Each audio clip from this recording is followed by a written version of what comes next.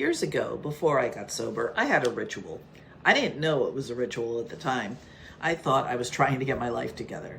I'd gather cleaning supplies and boxes. I'd make lists. I'd organize closets and drawers and cabinets. I'd create plans for sure. I'd put on music, and it was the 80s. I'd spend hours cleaning, sorting, planning, trying to become the person and make the life that I wanted.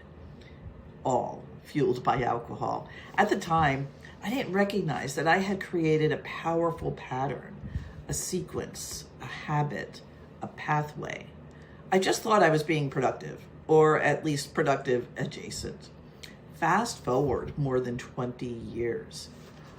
One beautiful Texas afternoon, I finished work, opened the windows, and started gathering clutter from around the house. I was organizing, making plans, cleaning, and then Journeys Don't Stop Believing came on.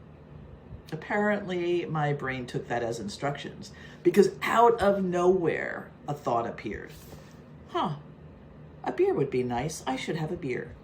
Now, let me be clear. I didn't want a beer. I wasn't sitting around fantasizing about alcohol. I wasn't struggling with my sobriety. In fact, I hadn't seriously thought about drinking in years, probably decades. But there it was, a thought, a memory, a flash of an old pathway lighting up. And it got my attention because that's the thing about triggers. Most people think triggers are psychological, and they are, but that's not it. I think triggers are also biological. In fact, one of the ideas you'll hear me repeat often is this: everything psychological is biological. What we experience as thoughts, feelings, urges, cravings, and habits and emotional reactions all have biological processes happening underneath them. Every repeated behavior creates pathways in the brain. The more often we repeat something, the stronger those pathways become. The brain is efficient. It likes shortcuts. It likes default. It is constantly looking for patterns, constantly asking, what happens next? What usually follows this? What should I prepare for? Back in the day, organizing my apartment, making lists, listening to music, and drinking beer happened together so often that my brain eventually linked them into a single pattern. 25 years later, enough pieces of that original puzzle showed up at the same time that an old pathway briefly activated. That's what a trigger is. A trigger is not weakness. A trigger is not failure. A trigger is not proof that your recovery is in trouble. A trigger is often a well-worn neural pathway being activated. But here's where I think many discussions about triggers miss the mark. The trigger is only part of the story. The risk matters too. Imagine striking a match. The match matters for sure, but where the match lands matters just as much. A match landing on concrete produces a very different outcome than a match landing on dry grass. The same is true of triggers. When I was actively drinking, that trigger landed in a brain with an alcohol use disorder and no meaningful recovery structure. The outcome was predictable.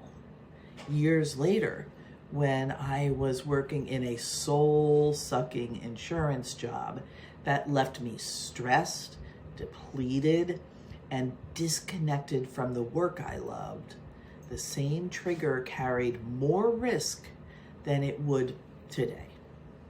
Not because I was on the verge of drinking, because chronic stress changes the environment in which triggers land. Stress increases vulnerability. Burnout increases vulnerability. Isolation increases vulnerability.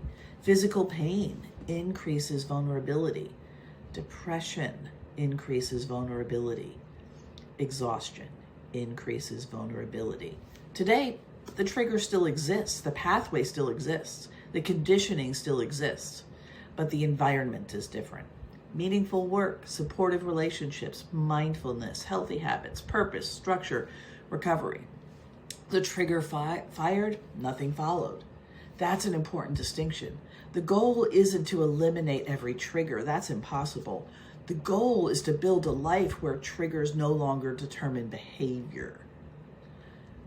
Most recovery literature and settings talk about people, places, and things, and that's useful and necessary, but it's incomplete. Some of the most powerful triggers aren't people, places, or things. They're states.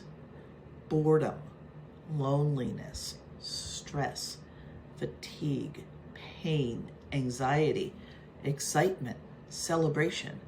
That's why, in honor of National Anti-Boredom Month, I want to spend the next several weeks talking about triggers through the lens of neuroscience.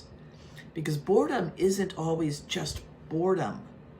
For many people, boredom is a physiological state, a nervous system state. And for some people, it can become a powerful trigger. Not because boredom is dangerous, because the brain has learned that discomfort should be escaped.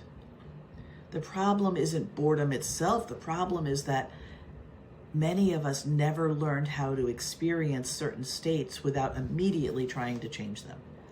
That's especially true for high achievers, professionals, executives, leaders, people whose nervous systems have become accustomed to constant stimulation, pressure, deadlines, and demands.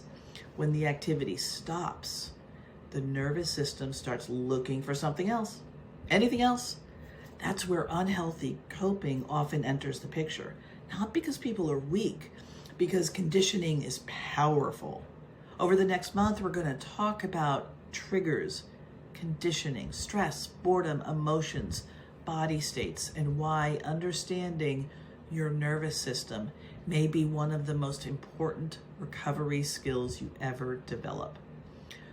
Once you understand what a trigger really is, you stop asking, "What's wrong with me?" And you start asking, "What did my brain learn?" That's where meaningful change begins. If today's conversation resonated with you, and you're beginning to realize that alcohol isn't really the problem, it's the way your brain and nervous system learned to respond to executive stress, I have a few ways we can continue the conversation. I'm personally accepting just 3 founding members into my signature coaching program, Sober in the C-Suite. The first 3 members will receive my founding member rate in exchange for helping me shape the next generation of the program. While the framework is built on more than 35 years of clinical experience and long-term personal recovery, your feedback will help me refine and strengthen the coaching experience for future members. Together, we'll identify the sources of your executive stress, uncover the patterns driving alcohol use or other unhealthy coping, and build a personalized blueprint that helps you lead with greater clarity, resilience, and intention without sacrificing your health, your relationships, or your future. If you're thinking, this is exactly what I've been looking for, you'll find a link in the description below or in my bio to schedule a confidential consultation. If coaching isn't the right step for you yet, I'd still love to stay connected.